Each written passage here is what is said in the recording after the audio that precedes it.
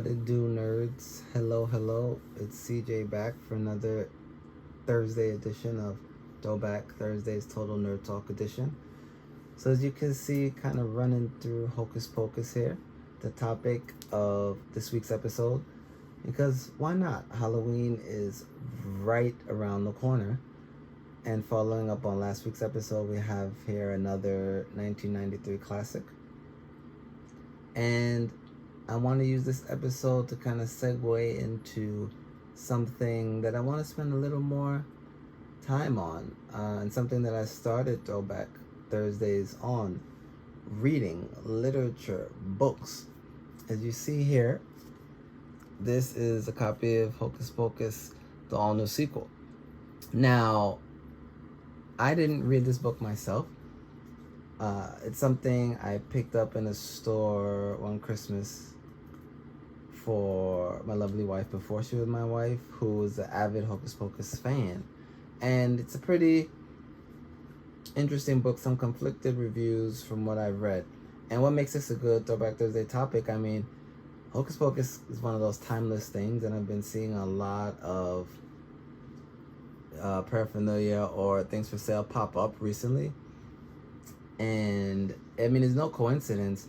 It's just something that, coupled with, I mean, this book that was released in 2018, they're trying to bring back an appeal to a new generation. So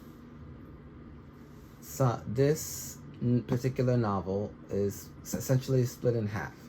You have the first half, which kind of recaps the events of the movie, the original Hocus Pocus, that timeless classic. Then the second half details events that occurred 25 years later after the events of this movie, with Max, his sister Danny, and Allison, and chronicles the return of none other than the lovely Sanderson sisters. So, with a little twist, well, some other twist and spoilers that I won't really jump into now if you so choose to read it. But if you do, again, beware. I've been told from Maki and other reviewers of the book, first half is excellent because, I mean, again, it's retelling a timeless classic. How could it not be? But second half can sometimes be forced, or it starts off strong, or sometimes it just lacks this timeless appeal that you see here. I mean, that the acting, the humor, the silliness, yet the spooky vibe, and the music element with I Put a Spell on You. It's just so many feels that you get from this movie. So moving away for a second to some of those paraphernalia I mentioned. Like, this is something we picked up recently. It's all a bunch of Hocus Pocus, some nice pillows. This is a shirt of Maki's I Put a Spell on You. I mean, it's just to show you a little bit of things older and current, but something else going on with this film is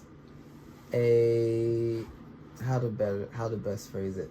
On October 30th, day before Halloween, they're doing kind of a reunion virtual session of sorts that you could find information on Beth Midler's Instagram, which is cool. Kind of reminded me a little bit of the Nightmare Before Christmas Halloween virtual concert that I mentioned.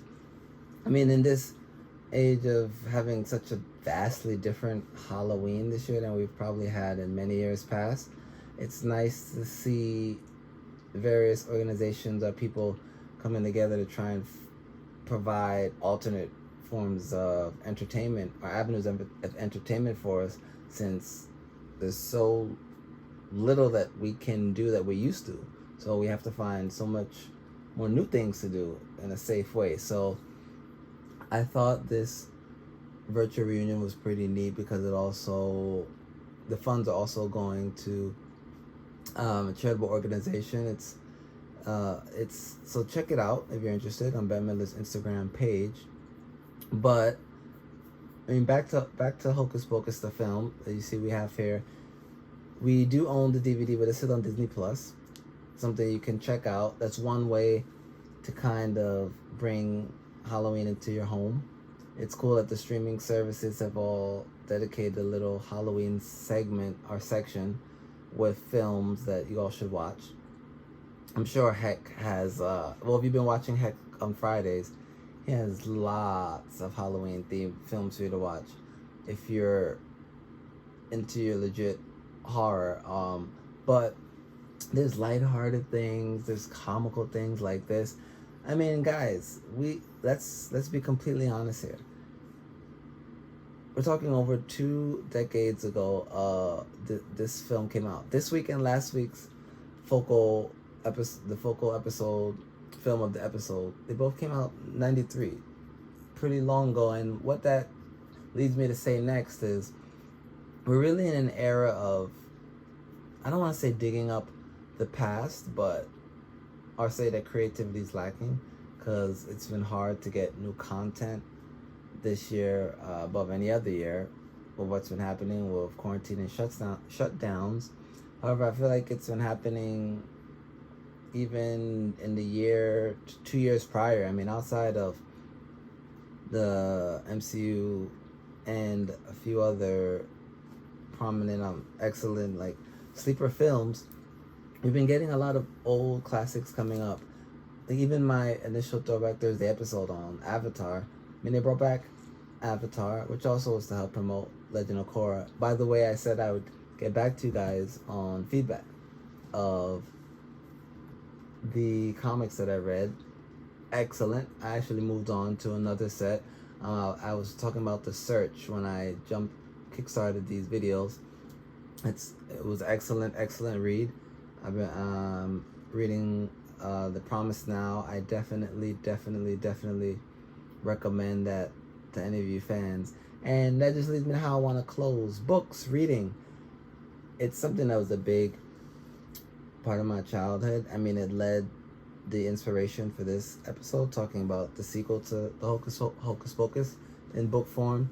And there's a few other books I want to talk about. I know that Ready Player One has announced a sequel, Ready Player 2.